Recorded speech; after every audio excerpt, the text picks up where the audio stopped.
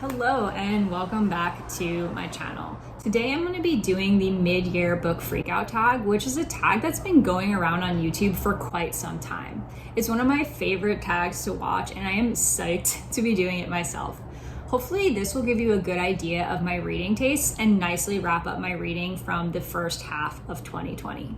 Prompt number 1 is the best book that you've read so far in 2020. This was not a hard decision as I've only given 3 books 5 stars this entire year, and the clear winner for this one is Home Before Dark by Riley Sager.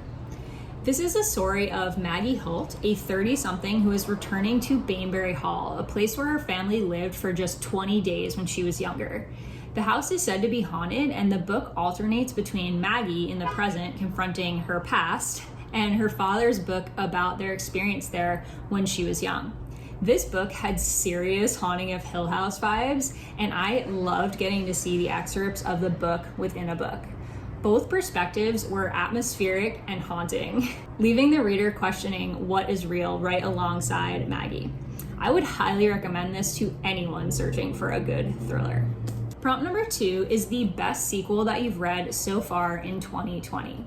I've read quite a few sequels this year, but Isla and the Happily Ever After by Stephanie Perkins wins this by a landslide. This book is the third in a companion series and centers around the characters Isla and Josh, who both attend an American school in Paris. Isla has had a crush on Josh since their freshman year and ends up running into him in New York City this summer before their senior year. After an embarrassing encounter, Isla and Josh become friends back at school, and this is essentially the story of their friendship turned relationship.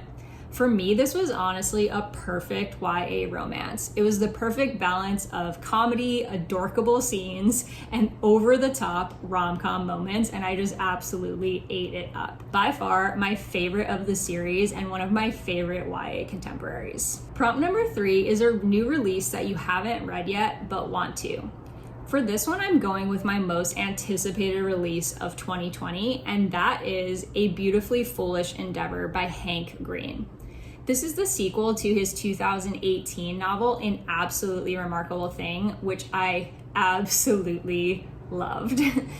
An Absolutely Remarkable Thing is the story of April May, a 20-something living in New York City who is unhappy with a lot of things, namely her job and the endless hours that she spends at it. Coming home from work late one night, she stumbles about a transformer-like statue that was not there just hours before. Her and her friend make a YouTube video mock interviewing the statue, and it goes viral. What I love about this story is that although it is light sci-fi, it's really more of a social commentary than anything else. Hank Green flawlessly tackles internet fame and the role of influencers in our current society, as well as how going viral can affect a person's life. April is a very unlikable character through a lot of this book, but that's what makes the story so dynamic. I'm so excited to pick up this sequel and see where her story takes her.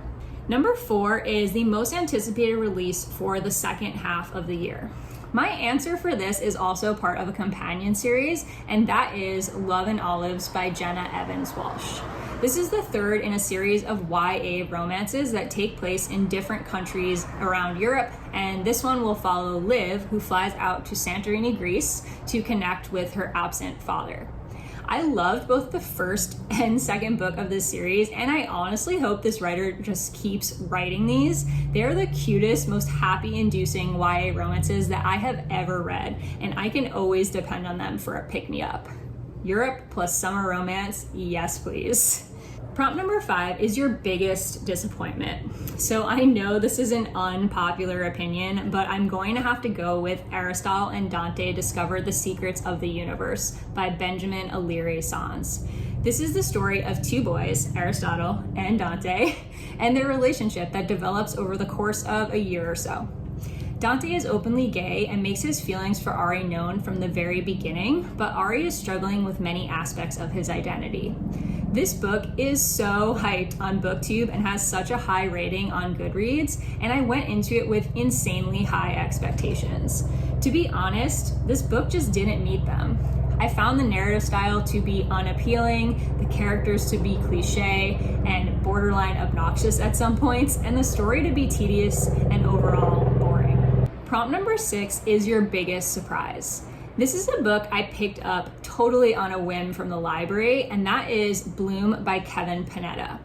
This is a graphic novel about a teenager named Ari who works in his parents' bakery, but has dreams of moving to the city to become a musician. In order to do this, he decides to hire and train someone to replace him at the bakery so that he can follow his dreams. Enter Hector, who is cute, perfect, and basically sweeps Ari off his feet, although he doesn't realize it at first. This was the perfect summer story, and although I never would have thought I would have liked a book about a bakery so much, I found the characters to be endearing and well developed, and I loved watching Ari grow through his relationship with Hector. He was flawed in all of the best ways possible, and they complemented each other beautifully. Prompt number 7 is your favorite new author, and that can be a debut author or new to you. I'm gonna cheat a little bit on this one and go with Riley Sager because I honestly don't have a better answer.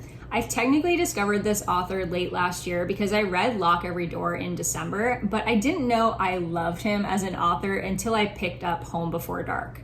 Now I'm pretty sold on Riley Sager and will be picking up everything else he writes. Prompt number 9 is your newest fictional crush. I can't even believe that I still get fictional crushes anymore at this point in my life, but I totally fell in love with Josh from Isla and the Happily Ever After. Spoilers aside, there is a scene at the end of this book that was so perfectly orchestrated and it made me fall hard for this character. I love a good tortured artist who can pull off the perfect rom-com scene to get the girl. Prompt number 9 is your newest favorite character.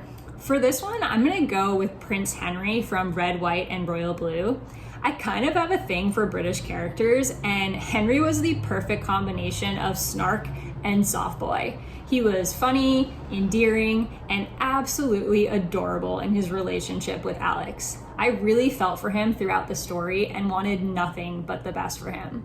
Prompt number 10 is a book that made you cry. So I don't really cry over books, but The Hate List by Jennifer Brown definitely had me tearing up at the end. This story centers around Valerie, the girlfriend of a school shooter named Nick. It's a story of grief and trying to amend the fact that someone you love can do something so horrific. I really felt for Valerie as she struggled to deal with her feelings for Nick and to fit back in at school given the position she was in. There was a scene at the end of this book that really got me. I highly recommend this if you can handle the darker content. Prompt number 11 is a book that made you happy. Again, I'm going with Isla and the Happily Ever After by Stephanie Perkins. This was one of the cutest YA romances that I've ever read. Prompt number 12 is the most beautiful book that you've bought so far this year or received. I recently got the Puffin and Bloom edition of Little Women by Louisa May Alcott, which I'm sure you've seen around BookTube, and I just think it is absolutely beautiful. I'm planning to do a reread of this soon since I want to see the new movie with Emma Watson. If you don't already know, this is the classic story of the March sisters who are living in New England during the Civil War. I haven't read this since I was very young, and to be honest, all I really remember is that it was really sad, but I'm okay with going into this with very little information. Prompt number 13 is what books do you need to read by the end of this year? Honestly, too many books, a lot of books, so many books, all the books. I have so many books on my TBR, it's honestly embarrassing, but I do know that I'll be continuing with the 2 monthly challenges that I've assigned to myself in 2020. The first is to read a Shadowhunters book each month. I know I'm about a decade too late on these, but I want to understand the hype and be able to read the newer series, so I am starting from the very beginning and reading it in publication order. The second monthly challenge that I've set for myself this year is to read a Stephen King book every month. I honestly admire Stephen King as a writer so much, and I'm trying to delve deeper into the horror genre, so he'll be on my TBR for the foreseeable future. Some others that come to mind are A Beautifully Foolish Endeavor by Hank Green, Attachments by Rainbow Rowell, On the Come Up by Angie Thomas, and The Vanishing Half by Britt Bennett. That about wraps it up for this video. I hope you enjoyed watching and will consider giving it a thumbs up and subscribing to my channel. Comment below with your favorite book of 2020 as I'd love to hear about it. I'm always looking for great recommendations. I really need to come up with an outro. Bye!